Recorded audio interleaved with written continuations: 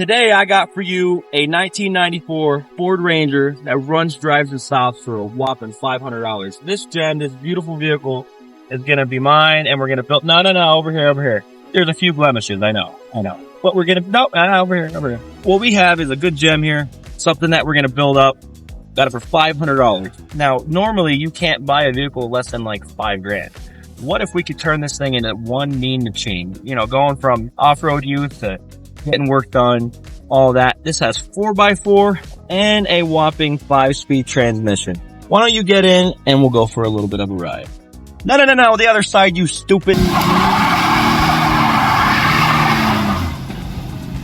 Alright, so there's a whole backstory to this nice Ford Ranger. Now, I'm not a Ford guy. Obviously, I have the Ram and a bunch of different other vehicles that I would rather work on than this, but I thought it would be a good part series video. Now, we have already started this, so I thought it would be a good idea to maybe turn it into a good series that you viewers would love. And we've done a few things so far. Now, this did have a bed on it. Obviously, you saw before. It's over there in the yard, making a whole junkyard pile. We have that down. We have the frame started to be sanded down. The interior was disgusting. We pulled everything out, cleaned it up. I'll drop some pictures down after and kind of get you a before and after what it looks like now. Other than that, this is what it is. It's got 140,000 miles on it. It had a brake line that broke. We replaced that. We did an oil change, some spark plugs, some basic maintenance. But I thought it would be a good video to show you guys how you can take a cheap vehicle to make it into a good vehicle for under $5,000. Now, these Ford Rangers on the marketplace are, you know, up and down, or anywhere between $2,500 to $5,500. And they're a big piece of junk. I'm going to turn this into something really, really cool, and I'm going to take you with me. Well, let's see what's under the hood. Let's take a look under the hood. Power in this Ford Ranger is a 4.0 V6 motor. This was the highest output motor put in 1994. Now, this kind of ranged all the way up to like 2011 until they ended up stopping that Ford Ranger. But it's a good enough power and a good enough wheelbase to kind of do everything you want to do with this mid-size pickup. We're going to kind of turn this into a good stunt vehicle, you know, good looks, all that. We got headlights coming for it, an aftermarket front bumper with lights, different wheels and tires.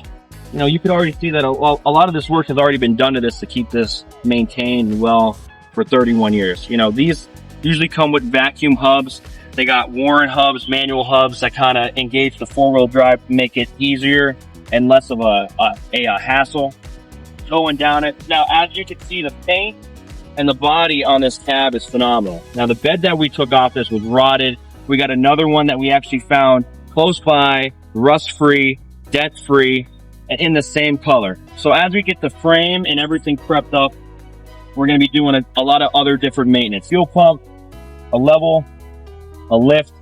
It's a whole bunch of stuff, you know, just to make this thing as much of an off-road vehicle and capable of doing any kind of work maintenance you need. We're going to be going with a 4-inch rough country lift with actual leaf springs. So we're going to be actually replacing all of these. Now you can see that spring hanger is perfect, but this one in the back is not. This frame has kind of seen a little bit of the salt from Northeast PA. So we're getting new spring hangers, obviously with the lip, new shocks all the way around, because this thing, your fat grandmother can't even get in it without it bottoming out. It's just overall going to be a great vehicle. Let's get this build going. All right, so you can see now that we have everything sanded down, kind of needle scaled down to the point where there's no more hard rust. Everything is kind of bare metal. As you can see, there's going to be like an orange tint. That's going to mean everything that we kind of took off is now down to one layer. Here, it's going to be a lot darker. This is going to be our rust converter.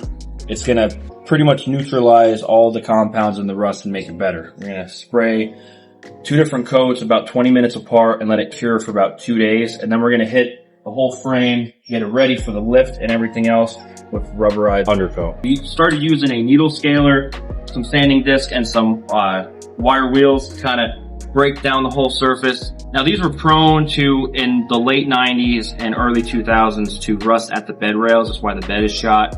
And it kind of made from the cab back, different parts of the frame kind of wear out. Now, you can see right here that there's holes in the frame on the edges here. That's really not that big of a deal. We're going to end up cutting that out and welding in like patches. Nothing that's really going to stop the integrity of making this a roadworthy vehicle, but just showing you the process of me sanding it down and getting all the hard rust off to kind of get it ready for the encapsulator and the rust inhibitor.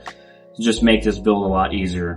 So once we get that all done and down to kind of bare metal, clean it off, and it'll be prepped for the lift and new suspension going underneath this frame. All right, so a few things that we want to go over is proper PPE. You're going to want to have your gloves, you know, your proper tools for a job, and your safety squints. Eh, good enough. Fuck. Still fuck.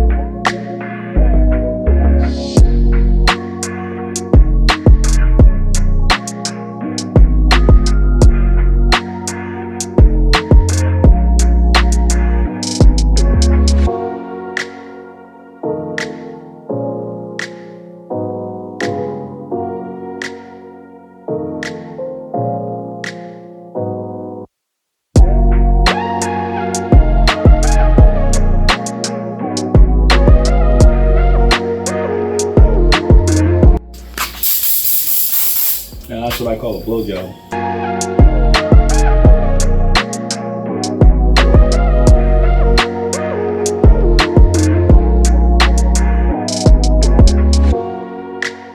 Alright, now everything is cleaned up to the way that we want. All the loose stuff is gone, the rear bumper, the hitch is off. We're all ready now to use our rust inhibitor to kind of transform this frame and get it started. We're going to do 2 coats, 20 minutes. Then we have to wait a full 48 hours before we can actually use the undercoat and make it a nice flat black and encapsulate everything so it's good to go.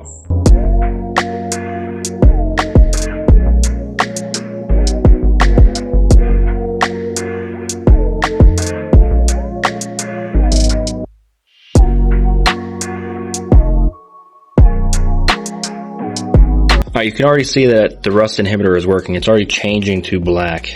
We have spots all over the frame. This has only been sitting for about 5 minutes. That's really showing that it's doing what it's supposed to do, and it's really getting this right down to the bare. Alright, so this is just half the process of what we are going to be doing to this frame. You can see that already it has changed from a orange finish, rusty, to a dark black finish. That's that rust inhibitor absorbing into the metal, stopping it from rusting again. In about 48 hours, it's going to be ready for new paint. So we have our undercoat that we're going to be using. We're going to end up doing 3 coats of that. That'll be in our next video. So tune in to this series. Let's keep this going.